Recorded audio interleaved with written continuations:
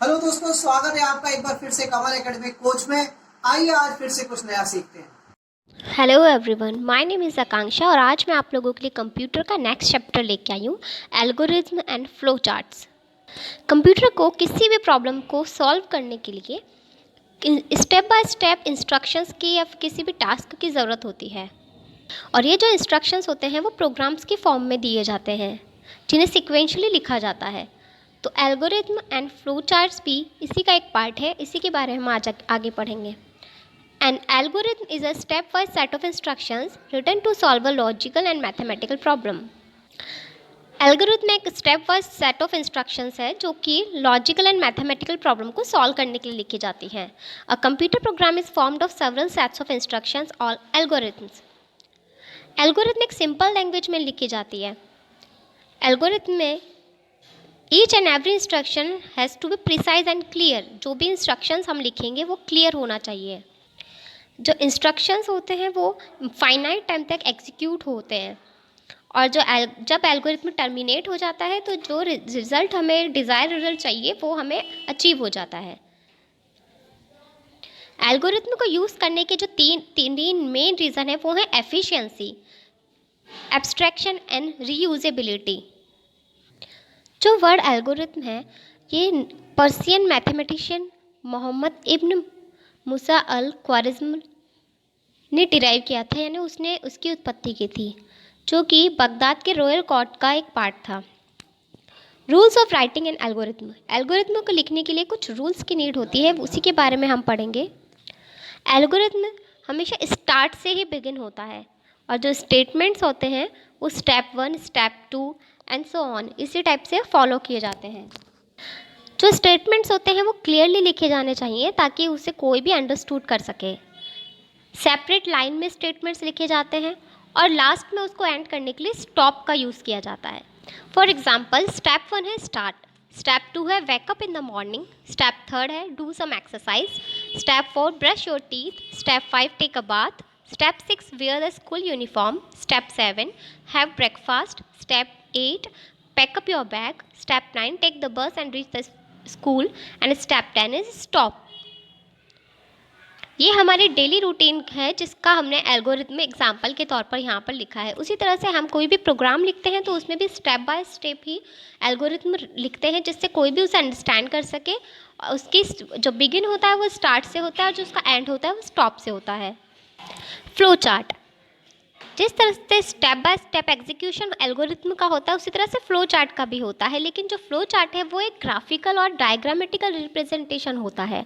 जैसे कि एग्जांपल में देखेंगे, स्टार्ट है, उसके बाद read a read b sum equals to a plus b print sum. ये किसी भी दो वैल्यूज़ को सम करने का प्रोग्राम राइट किया हुआ है, लेकिन इसमें इसको पिक्चराइज और डायग्रामेटिकल रिप्रेजेंट किया हुआ है। Use of a flow chart. किसी भी प्रॉब्लम सॉल्विंग के मेथड को स्पेसिफाई करने के लिए इसे यूज़ किया जाता है। Communicate ideas, solutions, describe the sequence of steps and logic of solving problem. Flow chart create करने के लिए, ड्रॉ करने के लिए कुछ शेप्स होती हैं, यहीं पर उसके बारे में हमें बताया जा रहा है।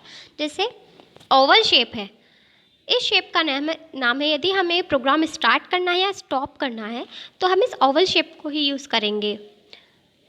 रेक्टेंगल, ये प्रोसेसिंग बॉक्स है, यदि हमें कोई भी कैलकुलेशन पार्ट लिखना है तो वो हम रेक्टेंगल में लिखेंगे।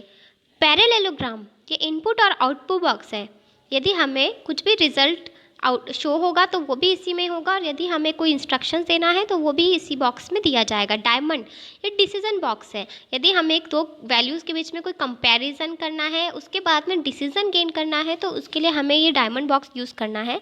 सर्कल, ये कनेक्टर है, दो फ्लो चार्ट के किन्हीं भी दो पार्ट्स को कनेक्ट करने के लिए यूज़ किया जाता है। एरोज़, ये फ्लो हमारे जो फ्लो चार्ट का फ्लो है उसको शो करने के लिए फ्लो लाइंस यूज़ की जाती हैं। फ्लो चार्ट ड्रॉ करने से पहले हमें कुछ रूल्स फॉलो करने होंगे, जैसे कि जब भी हम फ्लो चार्ट ड्रॉ करेंगे तो उसके लिए जितनी भी हमें नेसेसरी रिक्वायरमेंट्स हैं वो लिस्टेड आउट होनी चाहिए एक लॉजिकल ऑर्डर में। Flow chart clear, neat and easy होना चाहिए। जो यूजुअल डायरेक्शन होगा फ्लो चार्ट के फ्लो का वो लेफ़्ट टू राइट प्रोसीजर होगा या फिर टॉप टू बॉटम। जो प्रोसेस वाला सिंबल है उसे सिर्फ एक ही फ्लो लाइन आनी चाहिए, यानी एक ही फ्लो लाइन यूज़ होगी। और जो डिसीजन सिंबल है उसमें भी ओनली वन फ्लो लाइन ही एंटर करेगी, लेकिन 2 और 3 फ्लो लाइन्स वहाँ से पॉसिबल आंसर के पास में जा सकती है। Only one flow line is use in conjunction with the terminal symbol. ये इंश्योर कर लेना चाहिए कि जो फ्लो चार्ट है उसका स्टार्ट और फिनिश दोनों लॉजिकली कंप्लीट है। Flow chart how to find sum of two numbers.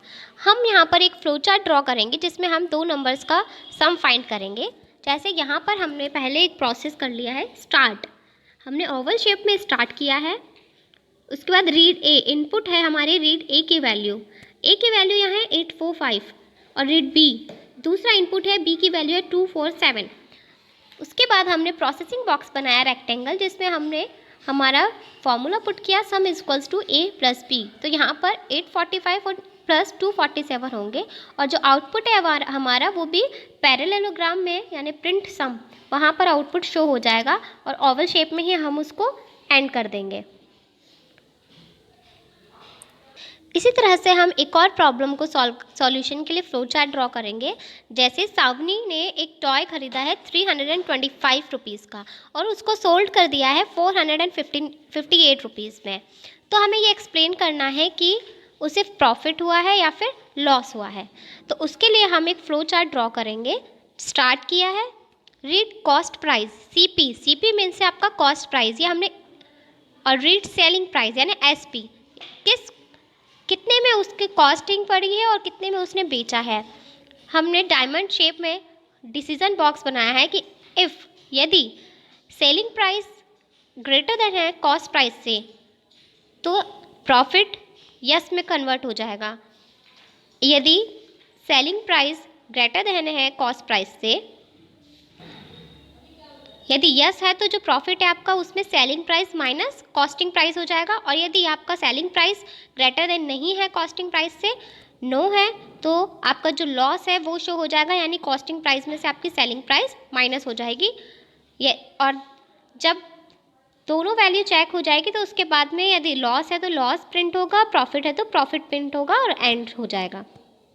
For example यहाँ देख लीजिए आप, स्टार्ट किया हमने, रीड कॉस्ट प्राइस आपकी 325 है, सेलिंग प्राइस आपकी 458 है, यानी कि 325 रुपये में उसने ख़रीदा था और 458 रुपीज़ में उसने उसे बेच दिया।